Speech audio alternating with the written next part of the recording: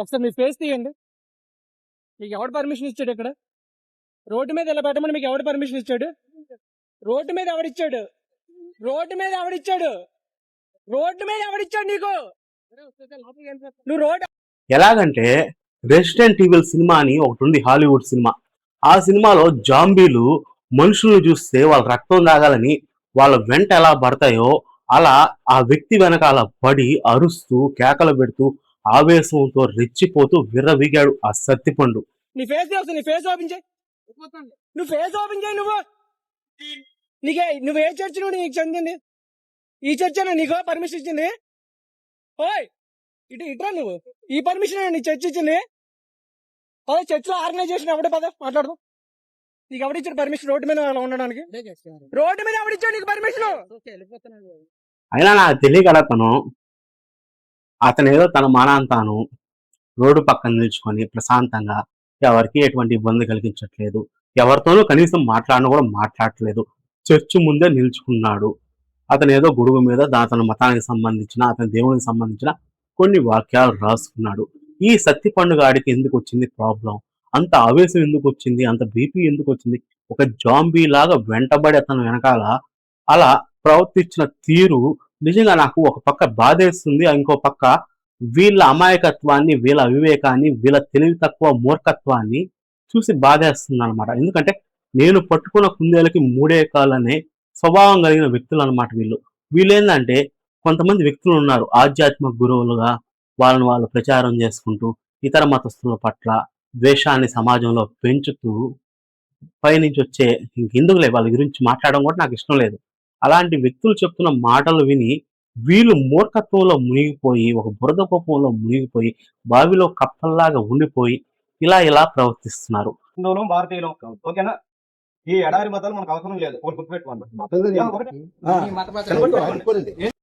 భారతదేశం స్వాతంత్రం పొంది దాదాపు 80 సంవత్సరాలు దాటిపోతున్నా గాని ఈ రోజుకి స్వాతంత్రం పొందకుండా స్వేచ్ఛగా జీవించకుండా ఉంటున్న ప్రజలు గాని సమూహం గాని భారతదేశంలో ఉన్నారంటే వాళ్ళు షెడ్యూల్ క్యాస్ట్ కులానికి చెందిన ప్రజలు మాత్రమే. ప్రపంచంలోనే అతి పెద్ద లిఖిత రాజ్యాంగాన్ని మన భారతదేశానికి అందించిన మహనీయుడు బాబాసాహెబ్ అంబేద్కర్ గారు పుట్టిన కులంలో పుట్టి కూడా ఆ రాజ్యాంగంలోని హక్కుల్ని పొందేందుకు వివక్షతకు గురవుతున్న ప్రజలు ఎవరైనా ఉన్నారంటే మన భారతదేశంలో అది షెడ్యూల్ క్యాస్ట్ కులానికి చెందిన ప్రజలు మాత్రమే. నువ్వు ఏ చర్చ్ నుండి నీకు చెందింది? ఈ చర్చ్ నీకు పర్మిషన్ ఇచ్చింది? ఓయ్ ఇట్రా నువ్వు. ఇటీవలే రాజమండ్రిలో ఒక వ్యక్తి అతను మసీదు ముందు నిల్చుకోలేదు, గుడి ముందు నిల్చుకోలేదు, చర్చు ముందు నిల్చుకొని ఒక గొడుగు పెట్టుకొని ఆ గొడుగు మీద అతను నమ్మే దేవుడి గురించి కొన్ని వాక్యాలు రాసుకొని నిల్చున్నాడు. ఆయనేం ట్రాఫిక్ కి ఇబ్బంది కలిగించట్లేదు, పబ్లిక్ ని డిస్టర్బ్ చేయట్లేదు. అతను తన పాటికి తాను రోడ్డు పక్కన చర్చ్ గేట్ ముందు నిల్చుకొని ఉన్నాడు గొడుగు మీద అతను నమ్మే దేవుడికి సంబంధించిన కొన్ని వాక్యాలు రాసుకొని. మరి ఆ దారిని పోతున్న ఒక వ్యక్తి, ఓకే సత్తిపండు అనుకుందాం అతని పేరు, ఆ సత్తిపండు అది చూసి ఆవేశంతో ఊగిపోయాడు. బీపీ మిషన్ కానీ చెక్ చేస్తే బీపీ మిషన్లు బద్దలైపోయేంత బీపీ తెచ్చుకొని మరి ఆ నిల్చున్న వ్యక్తి పైకి వెళ్ళి అతన్ని దూషించడం మొదలుపెట్టాడు. ఎంత ఆవేశంగా మాట్లాడుతున్నారో చూశారు కదా మీరు వీడియోలో. అంత ఆవేశం ఇతనికి ఎందుకు వచ్చిందో కూడా నాకు అర్థం కావట్లేదు ఈ రోజుకి. మరి అతను ఏమన్నా ఒక భ్రమలో బ్రతికిపోతున్నాడేమో, ఈ దేశం కేవలం ఒక మతానికి మాత్రమే సంబంధించిందని, ఆ మతస్థులకు మాత్రమే స్వేచ్ఛగా వాళ్ళ మతాన్ని ప్రకటించుకునే హక్కు ఉందని, మిగిలిన మతస్థులు కానీ మిగిలిన దేవుళ్ళని ఆరాధించే వాళ్ళు కానీ వీళ్ళు దయదలచడం వల్ల ఇక్కడ జీవిస్తున్నారని ఒక భ్రమలో బతుకుతున్నాడు అనమాట. ఏంటంటే బావిలో కప్పలు ఉంటాయి, ఆ కప్పలు ఎలా ఆలోచిస్తాయంటే బయట ప్రపంచాన్ని చూడక ఆ బావినే ప్రపంచంగా భావించి జీవిస్తుంటాయి దాంట్లో.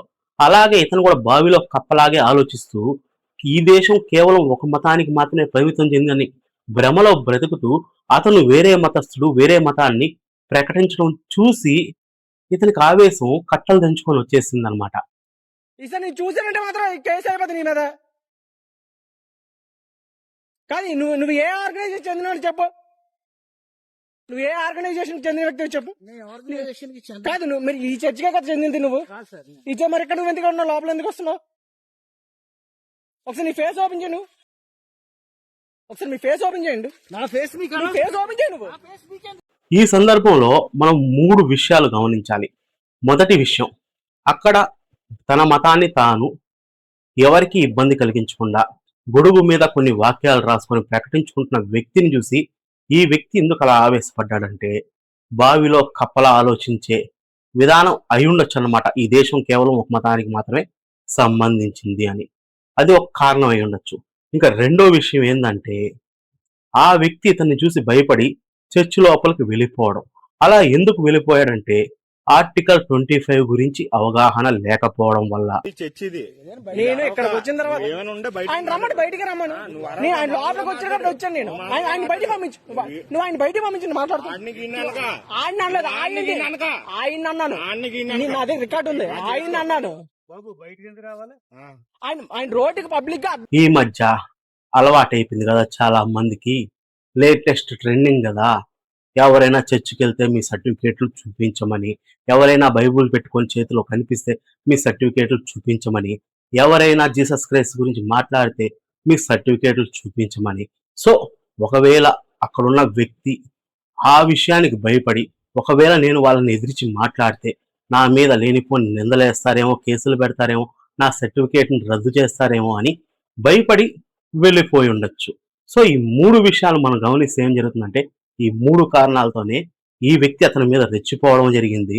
అలాగే ఆ వ్యక్తి అక్కడి నుంచి వెళ్ళిపోవడం జరుగుండొచ్చు అని నేను భావిస్తున్నాను.